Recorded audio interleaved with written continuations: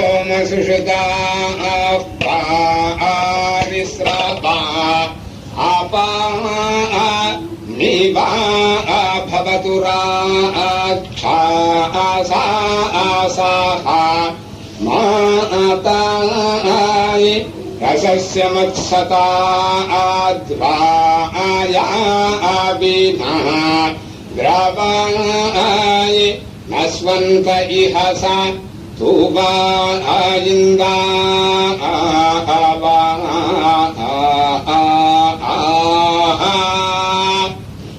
वायोः अभिक्रन्दं साम वायुः ऋषिः जगति छन्दः इन्द्रसोमौ देवते इन्द्रायसो मासु श्रुतः पर्यौ हो इस्रावा अपामी वा भवतु रक्षासा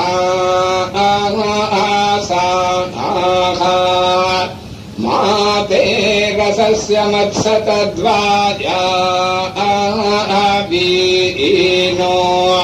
द्रावी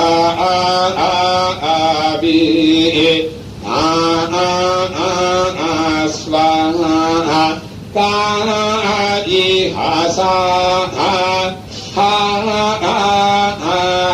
तुवायिन्दा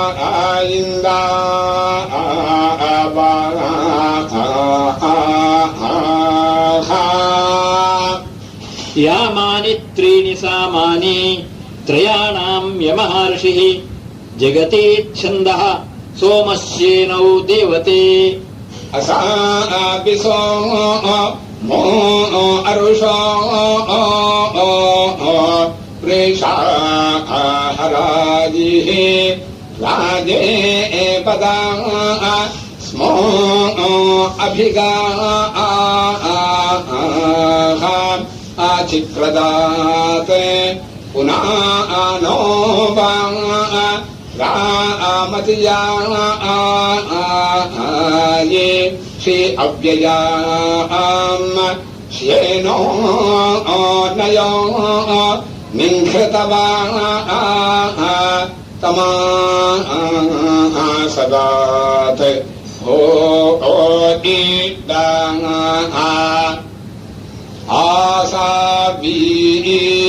आसावीसो मो आरूषाः वार्षाहराये राजे वादा स्मो आभीगाः चिक्रदात् ऊनानो रामाती शे अव्ययाम् श्येनो नायो निम्भर्ता तामा सादा अबुभा ते दिवी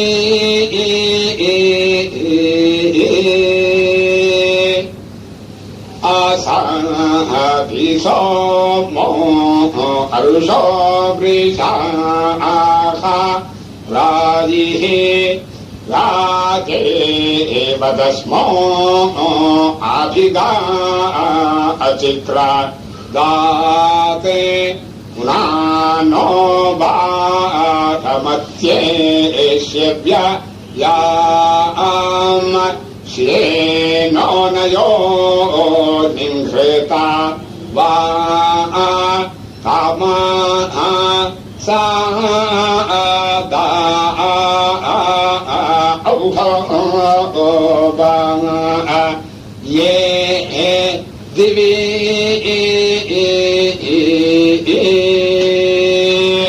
मरुतां धेनुसाम मरुतः ऋषयः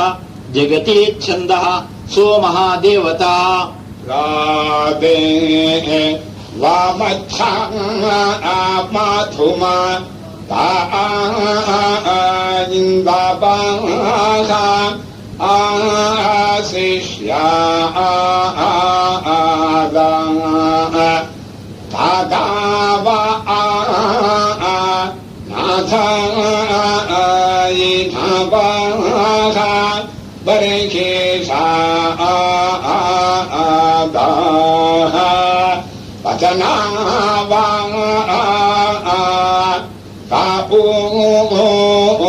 धाभालिके पारिश्रूतम्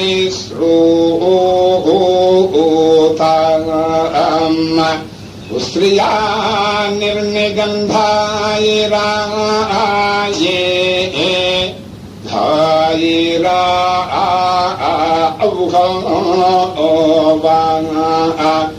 धायिरा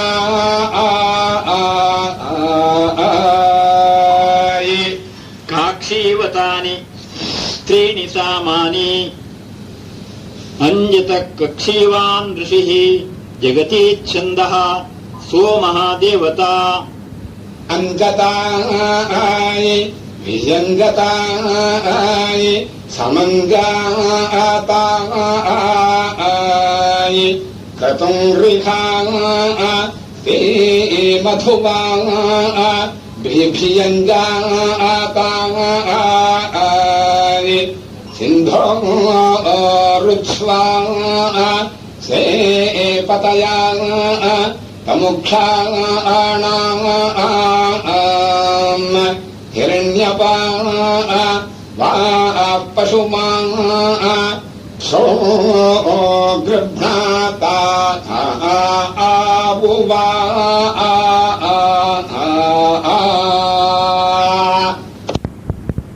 अस्य व्यञ्जतः कक्षीवान् ऋषिः अंजाहो ते होय वियंजते सामंजाथाये कातो होय विघाहो तिमधुवा आभि अंजाथाये सिंधो अर्होय उच्छ्वाहो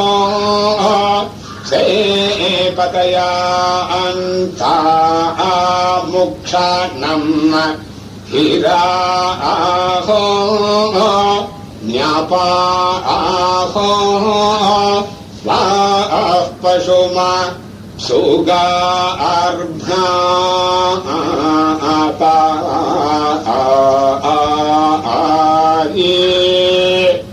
अस्य समञ्जतः कक्षीवान् ऋषिः हावाञ्जाः ताये वियञ्जते सामुञ्जते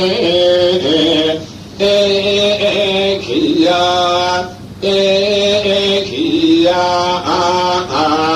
हावुक्रातूम प्राये हन्ति माधुवा अभियञ्जते एखिया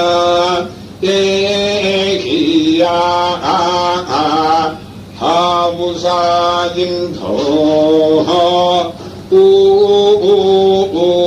ऊते वासे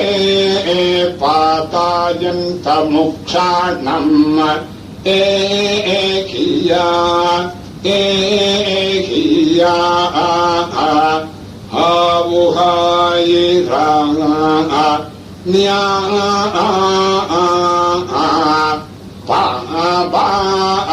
पाशो मप्सो गृह्णते एखिया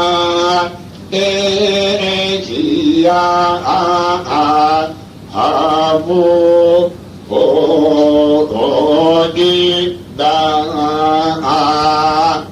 अर्कपुष्पे द्वे सामनि द्वयोः आदित्यः ऋषिः जगति छन्दः ब्रह्मणस्पतिः देवता पावित्वन्ते पिता तम् ब्रह्माणस्पते हुवे हुवे ओ हाय प्राभुर्गात्राण्विपरीयेषि विश्वता हुवे हुवे ओ हाय अतप्ततनोर्नतदामो अश्नुते हुवे हुवे ओ हाय श्वेता सा इद्वा हन्तः सन्तदा शता हुवे हुवे ओ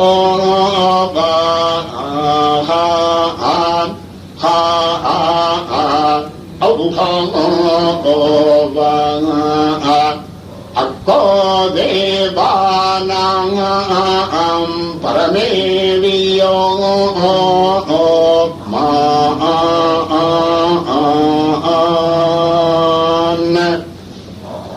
पावित्वन्ते पिता तम् ब्रह्माणस्पते हुवाय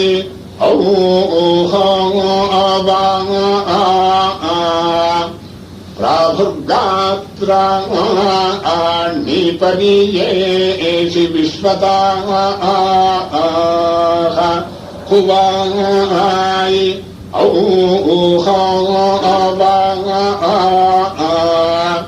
अतप्ततनोर्नतदामो अश्नुते हुवाय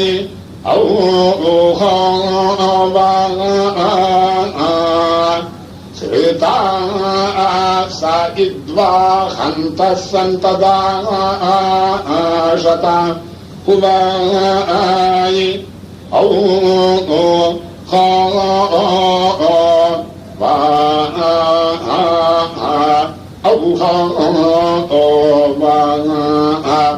अर्कस्य देवाः परमेवियो